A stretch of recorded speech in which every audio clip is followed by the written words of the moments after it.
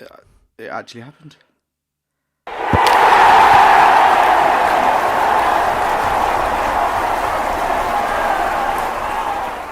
Hello and welcome to Big Brown and Hairy. As you can see, for once I can't really talk much. I've sort of lost my voice. Yeah, there's a first time for everything. There's a first time for everything. I've sort of lost my voice. It's gone all gravelly, and I'm going to talk. Were you shouting and screaming last night? Were you going apeshit last night? I lost it. I completely lost it in anger. I don't know how I didn't have an edema. I've probably aged about 30 years, and I'm feeling it. I sound like I've literally decided to have a razor smoothie or something. Because my throat is hurting. How was your evening? How did you enjoy the game as much as I did? Mine was an interesting evening. I actually watched the match at close family friend's house, who you're familiar with as well. It happened to be one of my late father's closest friends. He sent me a message to say that the previous night he'd had a dream about me, and that he was concerned about how I was and. Oh, bless. Things like that. And then he said, "When you come round and watch the match with us," his son was. Oh, that's nice. That's what it's all about. Yeah, but I had to be restrained. Reserved. Yeah, restrained, Tuffy. I was horrendous. If I told you I was watching it with my mother downstairs, and then she actually told me to go upstairs because I was giving her a headache. What exactly did she say? I was extra. What exactly did you say in Bengali, please? I've not. It just said basically translated like, "You do my head in, go upstairs," which is understandable. But I was trying to explain these things don't happen often. Semi-finals, let alone winning them. I mean, we've never seen it in our lifetime. Which is a mad sentence to say. Yeah, yes. I was looking back through some like statistics and like sort of graphs and things like that. I didn't actually realise that we never qualified for the 74 and 78 World Cup. Yeah. And Euro 82 as well. I think we didn't qualify for. And there was another Euros with McLaren. 2008, we didn't qualify for. The Wally with the Brolly. The Wally with the Brolly, yeah. For the sort of pedigree that we have, and the FA, the grassroots football, the infrastructure, and the leagues and things like that we have, how it forms such a massive part of our society. There are several championships that we haven't even qualified for. We haven't got to a final since 1966. Several semi-finals, fourth place finishes, and now finally, after 55 years, and that the likes of the Sun and the Star are going to milk that. They're going to bang that drum for the next 55 years. But it was just nice seeing our players in that celebratory mood. We never ever see that at Wembley, especially after what we've been through, from the pandemic, the whole world, what it's been through. Yeah, to see, selfishly your own set of players do that, and with the fans at 3/4 capacity at Wembley. Yeah, I've never ever heard Wembley that loud. The new Wembley, the old Wembley was all about atmosphere. Yes, this new Wembley was always talked about being too corporate and all blah blah blah. That was insane. Yeah, but the new Wembley has all the ingredients to be an absolute sort of. When they're not all corporate seats. Yeah, but let's be honest. Yeah, when they're not all corporate seats, which you'd think in a major championship they would be, because they're inviting all sorts of dignitaries and prawn sandwich eaters from across the globe, prawn sandwich eaters from all across the globe, aren't they? I hit a nerve? But that stadium has all the ingredients to be an absolute sort of gladiator pit. Oh yeah, well, it was. That was. It was rocking yesterday. Absolutely rocking last night. Just before we go into the game, just from the outlook, I have to say, Kasper Schmeichel. Holy shit. Yeah. What a goalkeeper. Yeah. I mean, he has these performances for Leicester. I mean, FA Cup final, he did that unbelievable save. And he has, from where he was in Man City, where I think it was Mark Hughes, was it? It didn't really give him time of day. Did he ship him out to Swansea or something? Yeah, and he started Joe Hart instead. That worked out, didn't it? Head and shoulders above everybody. Anyway, as a joke, there's a Joe Hart joke. Oh dear. There's a time and a place. No, I'll do a joke. I don't care. Joe Hart can do one. The way Kasper Schmeichel kept them in the game, that's what a goalkeeper does in big moments. I mean, unbelievable. And you know what? So what if he said the comments in the press conference? I don't care. That's added to the game. Yeah, added that but the fans that are going, oh, there you go, Schmeichel. What about now? Well, we still haven't won it. Yeah. It still hasn't come home yet. Exactly. He's right at the point. Believe it or not, there's still one more game left. Yeah, so there's still one more game left. But Schmeichel was sensational. 2 or 3 saves. With every day that goes by, he reminds me more and more of his dad. That one where he went to the star shape. Yeah. I know it was straight at him, but it was very Peter Schmeichel-esque. Yes. It was impressive. And I like his, with Leicester being a home team, like a homely team, as in, family orientated. Yes. And small club mentality, but a big club. Yeah. That's what I love about that thing. And I think they carried on with Denmark. And you know what? Denmark played fantastically. They did what they could, really. Yeah. The majority of the second half was really. But like you say, they did what they did what they could. They did, I feel sorry for them from a point, because they were the team that was absorbing the pressure. Yeah. Now, historically, England would do that, so they are in basically England's position. Now, I understand the penalty was soft. And I understand all this, or there was an extra ball on the pitch, why wasn't the game stopped, all this other crap. This is what we used to do. This is what England fans used to do. But for the first time, England were on the front foot. I've never seen that. England on the front foot, with pressure on the front foot. Yeah. And the last 3 minutes of extra time was telling when they kept the ball. When have you known they do that? Maturity, game management. Instead of going for the goal, let's keep the ball. And they kept the ball for 3 minutes. It was letting people olay. Yeah, I've never experienced that. Which is why it makes this final, the final, so utterly compelling. It's the final of game management. Yeah, because both managers, Mancini and Southgate, are fantastic at it. Yeah, it makes this final game such utterly compelling viewing, because you've got two teams who are playing in a way that you never expected to. You never expected Italy to play the way they did, or play the way they have done. I never did. I've always associated Italy with being 1-0, sit back, and and defend. Now it's pacey counter-attack, ultra high pressing. You never expected that from Italy. No. And from England, the same. It's like the two countries have evolved. Definitely. But yesterday, I have to say, the standout performance. Oh, my point being with Denmark, we've been there. We've had 55 fucking years of it. We've had, as I was saying before off camera, Sol Campbell, that header. Remember France '98, Beckham getting sent off in that game. Yeah. Lampard's goal that wasn't a goal, but it was a goal. It was so blatantly a goal. So blatantly a goal. We've had so many incidents. Gaza missing from close. Gaza's banning and yellow card thing in Italia '90.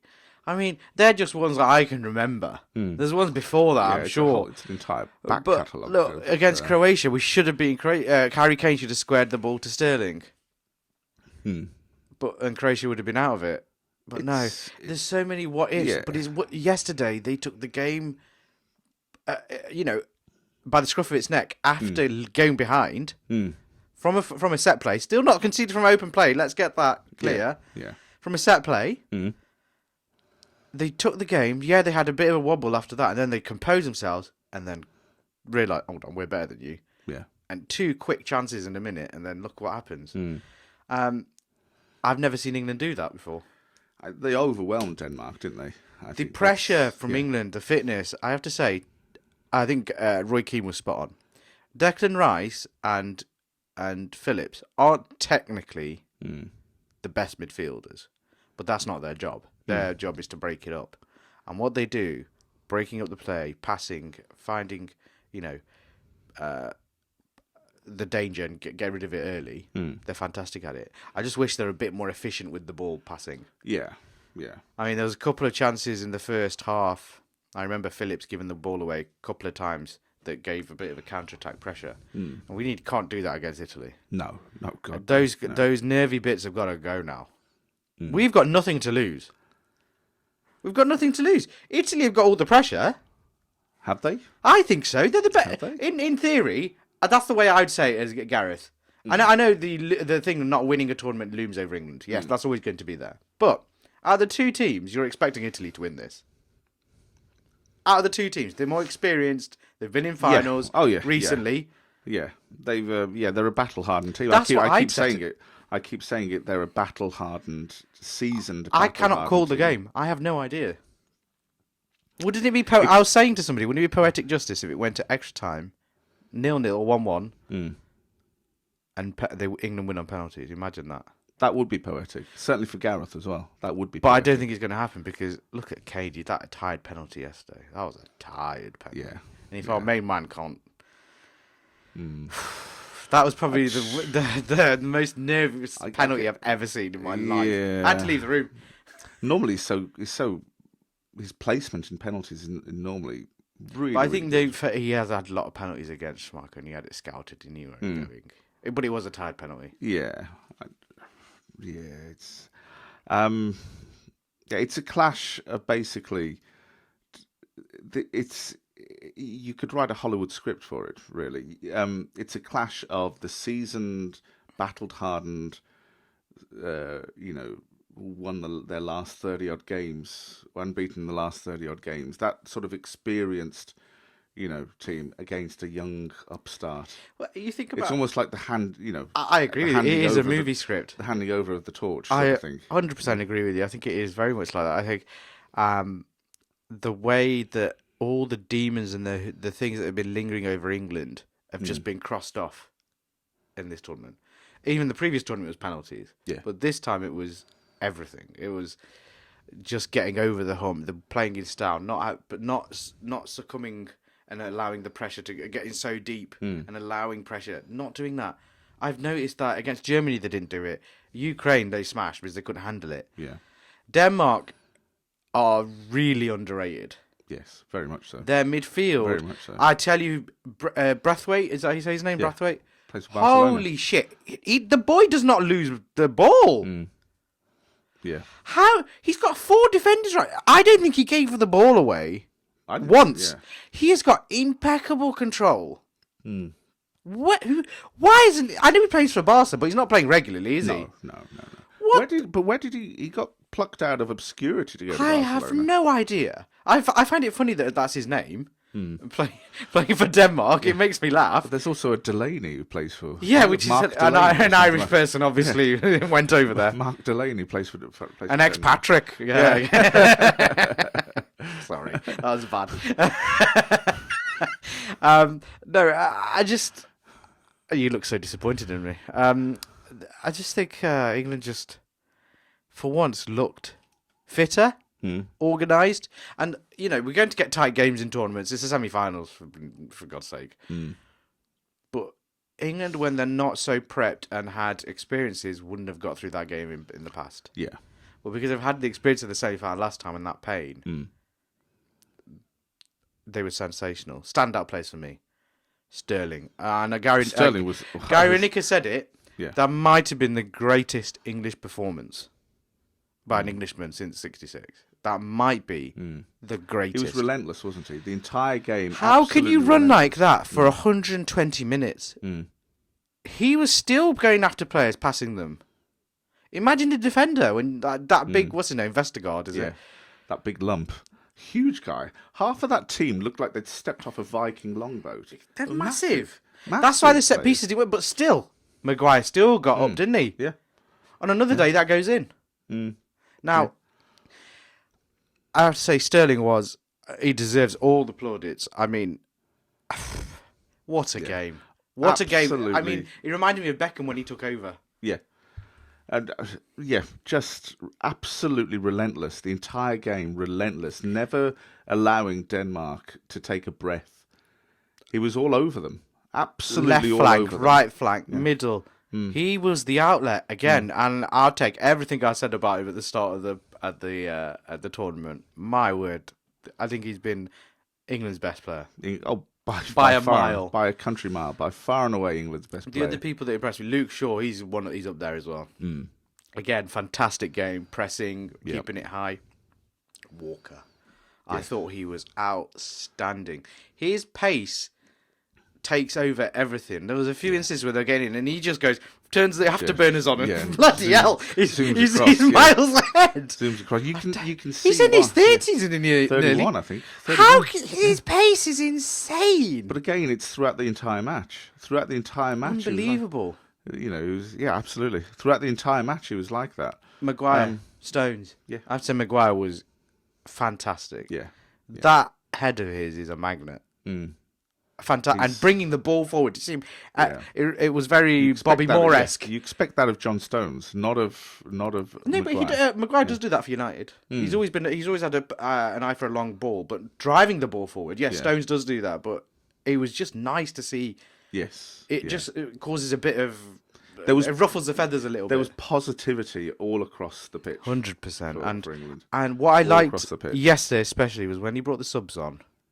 They were allowed freedom for the first time. Yeah.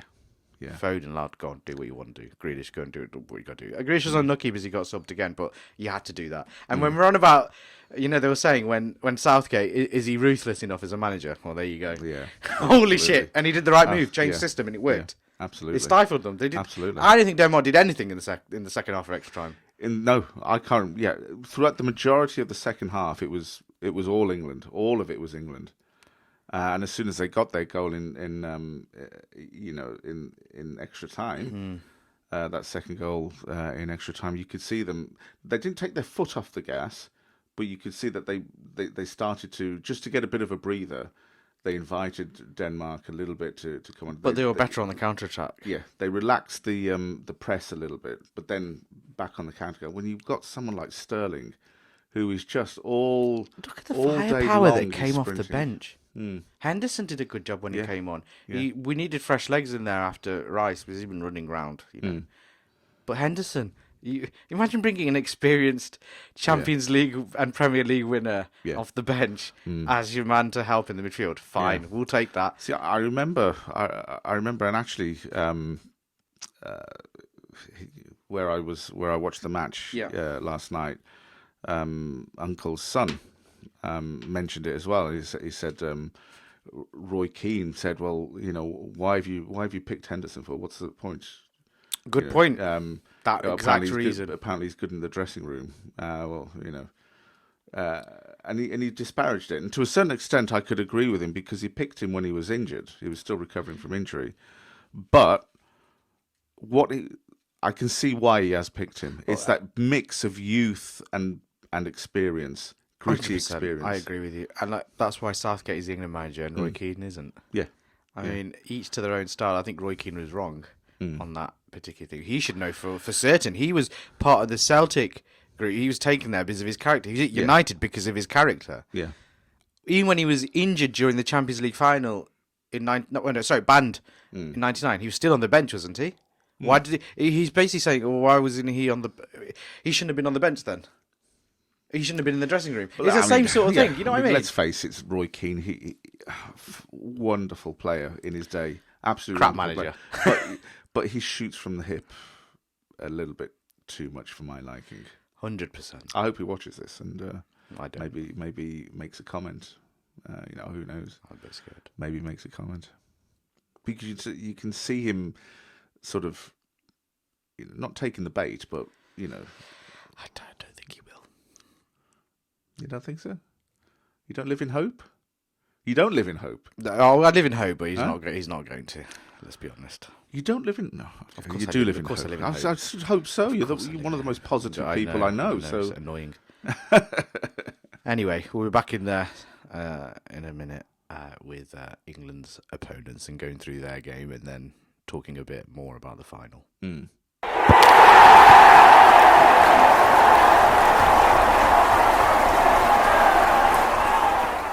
Right, so Italy, England's opponents in the final. It still sounds weird. Oh, it doesn't feel right.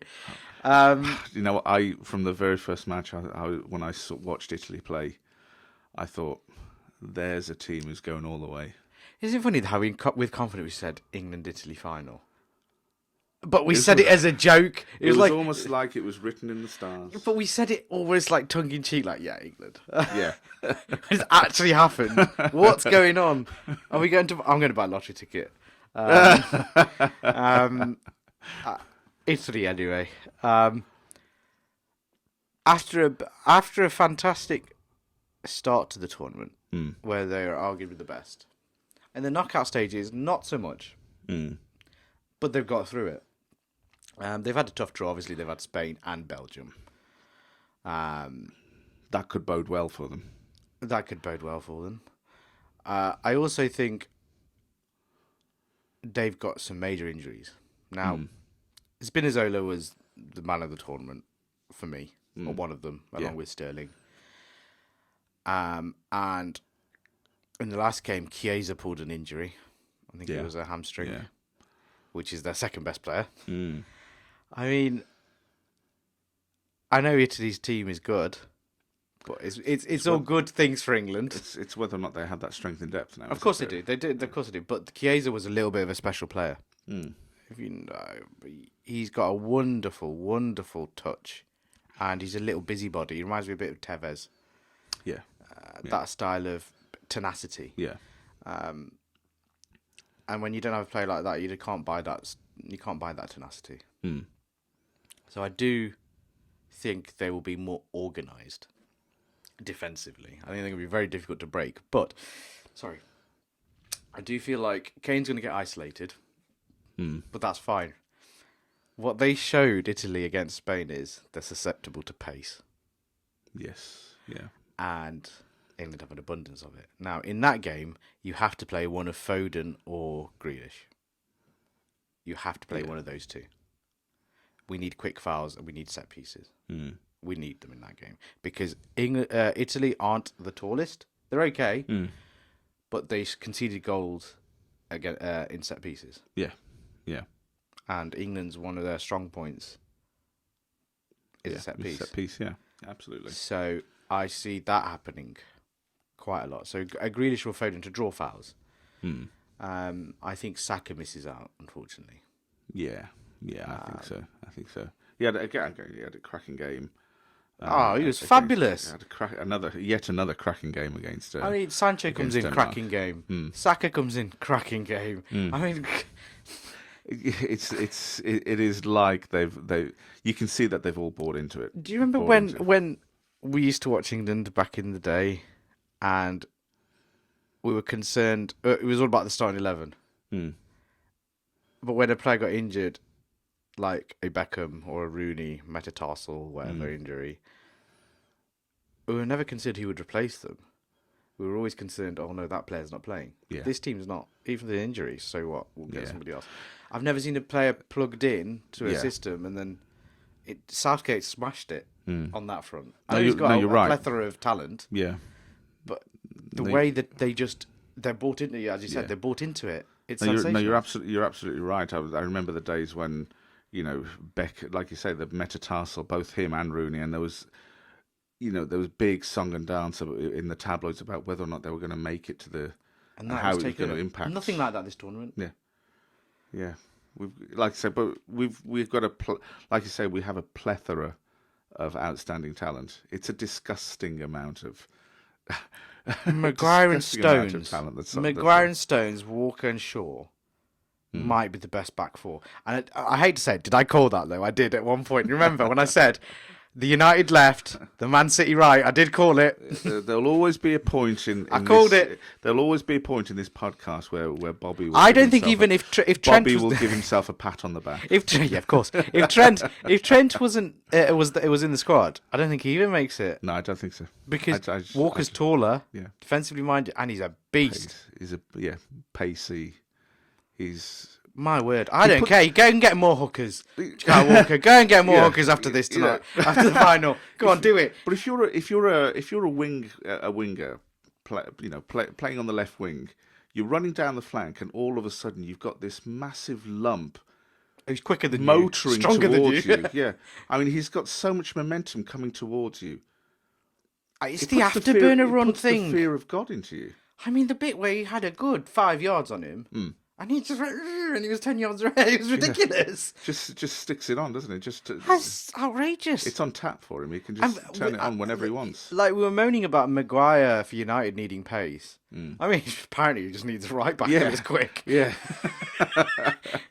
Stones is not exactly slow, but he's not the quickest. No. My word, Walker does a shit. Walker, I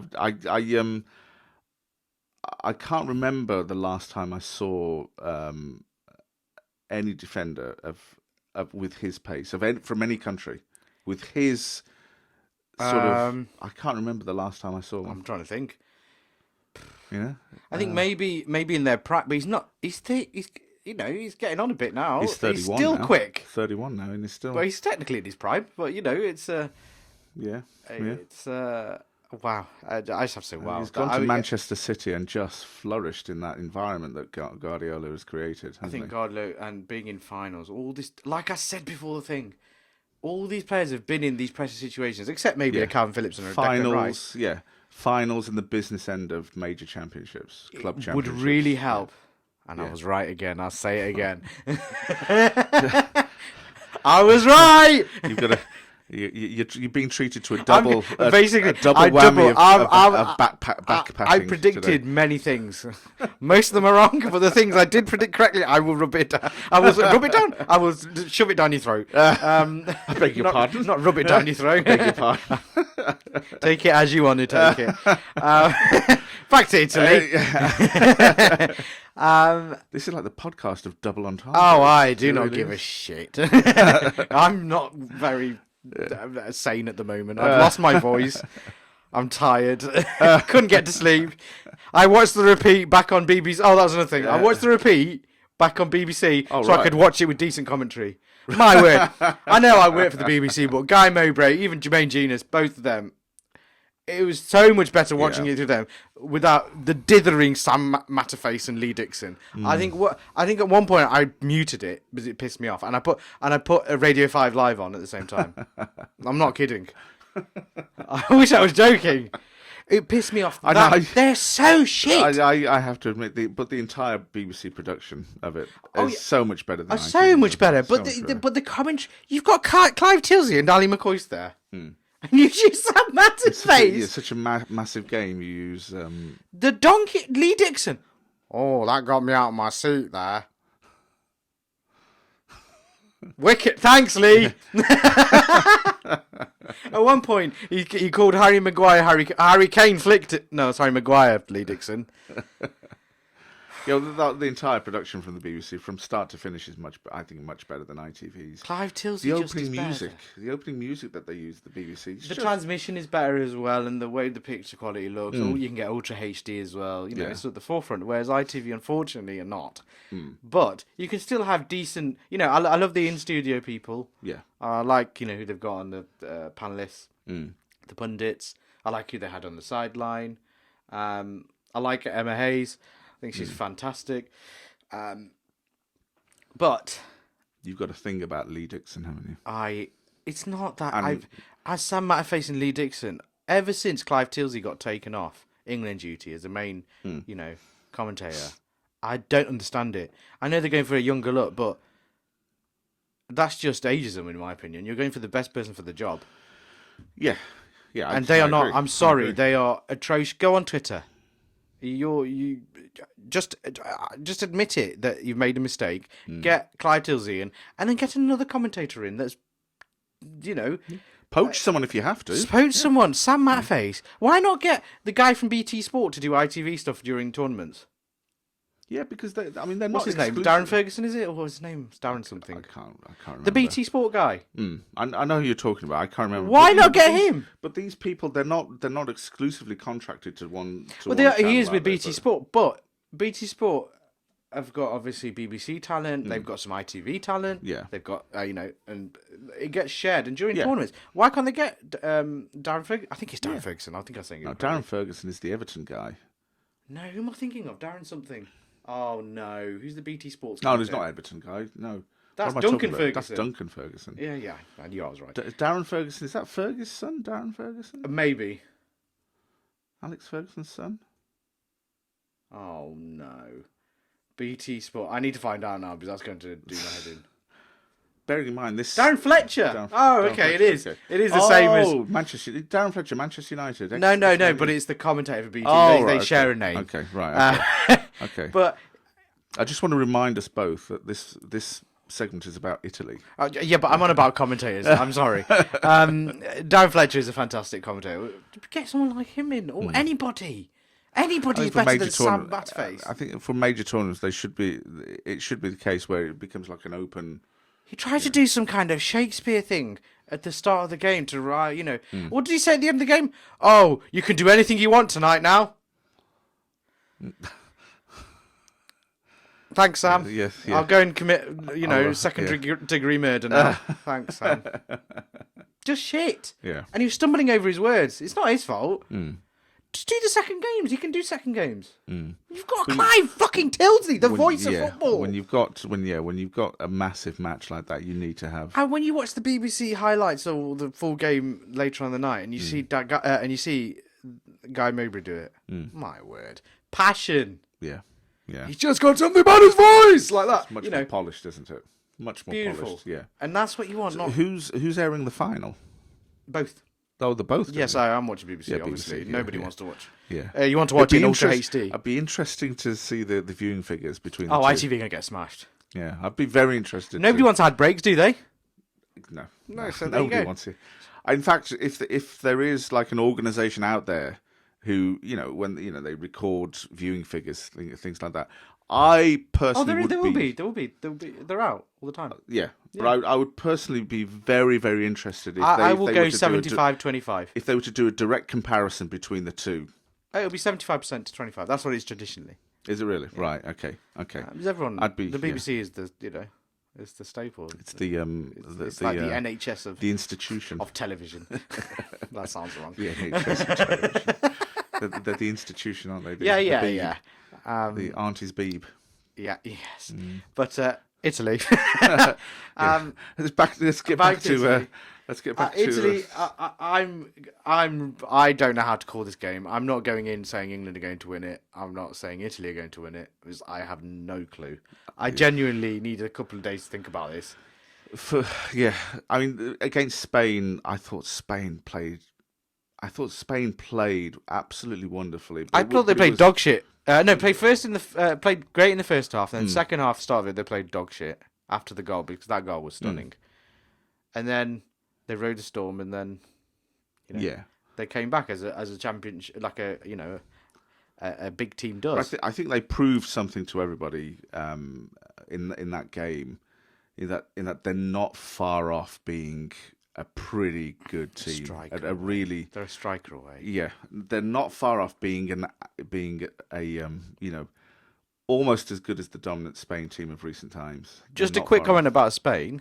Ferran Torres, I think Man City don't sign a striker this year, and I think they stick with Ferran Torres because he has been fantastic in this tournament.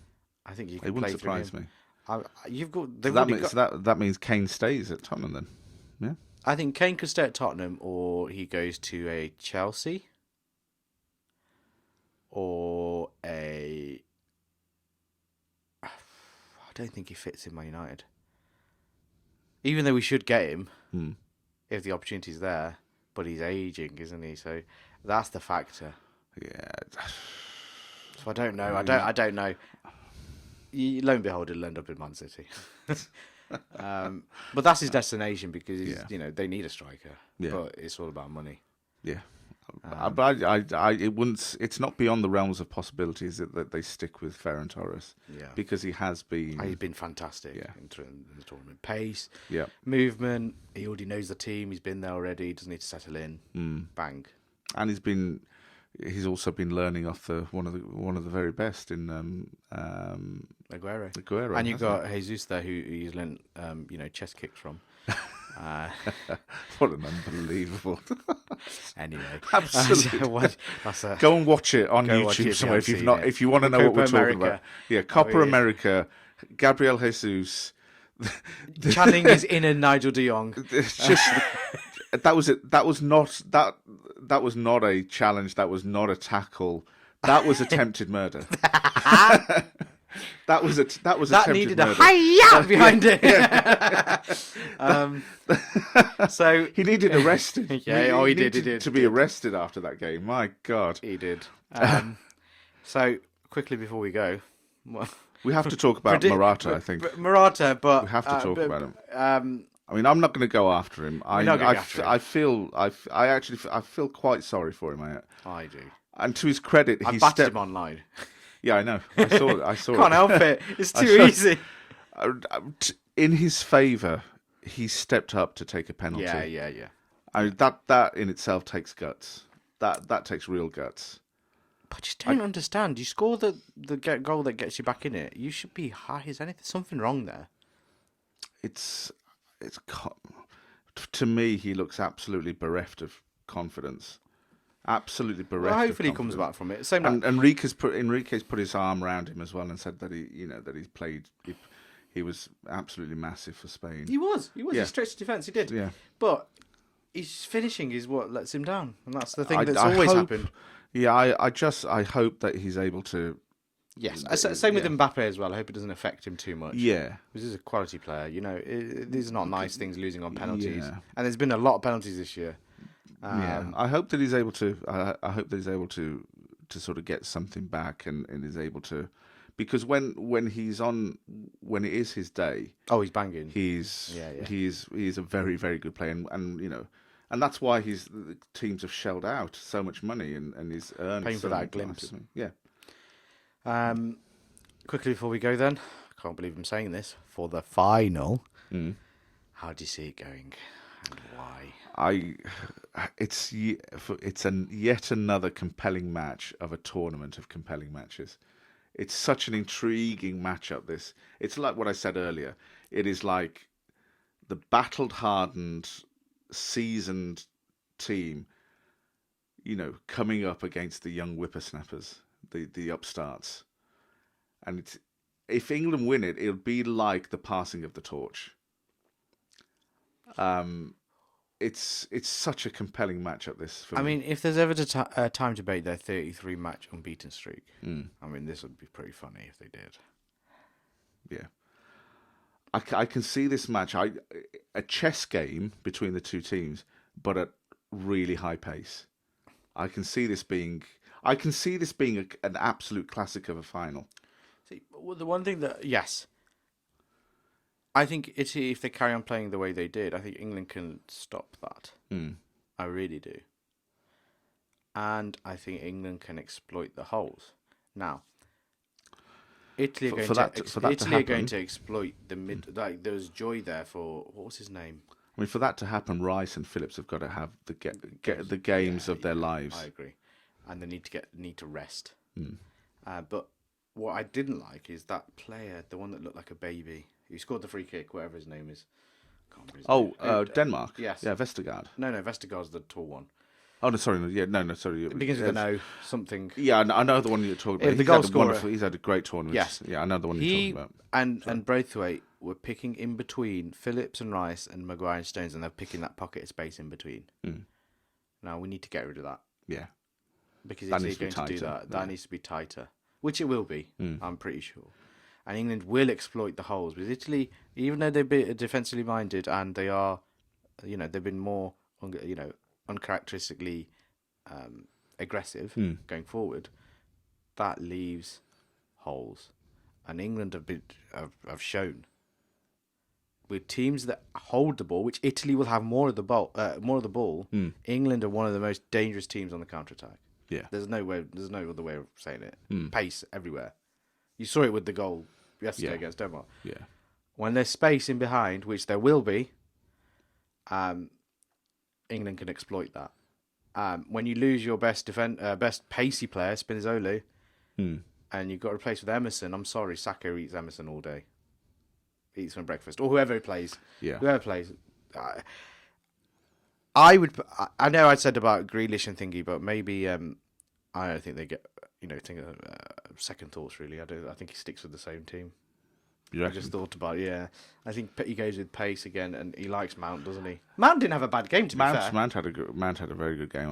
I think you're probably right. I think it'll be a first half of it's almost sort of like classic Southgate throughout this entire tournament. He uses the first half to sort of suss out an opponent, and it's almost like this. The second half then becomes. Well, the more Italians have to play out, the more holes are going to be in England. England will. They are dangerous on the counter attack. Well, both teams are pretty dangerous on the counter attack. But defensively, we've got pace that covers it. Yeah, Walker, Stones, and Maguire are just fantastic. Yeah. And Shaw did this last minute thing. What did he do? That little tackle in the centre. Oh, it was beautiful. That's what Yeah. And with the fans and everything, I hope England win. I really do. Yeah. But if they haven't, they've had a fabulous tournament. But I really really hope they win. Just so we can get rid of the hoodoo. And I said about odds about England winning the Euros and the World Cup. It's not looking so silly right now, is it? No, not really. No. And it bodes well. Whatever happens in this match, it bodes well for the World Cup. Very much so. It bodes well for the World Cup. And I've noticed with Italy, a lot, when it comes to them on the counter-attack, there's a lot of goals that they score outside of the box. It's almost as like they're taking the one chance that they're going to get, and they take it. Yeah. So I see this being an utterly compelling match. Me too. Well, we'll have a proper preview show probably on Saturday. Save our predictions until then. And then we'll bring on Sunday. So do the usual, like, subscribe, comment, all that, and we'll be back on the weekend. Yeah, see you then. See you then.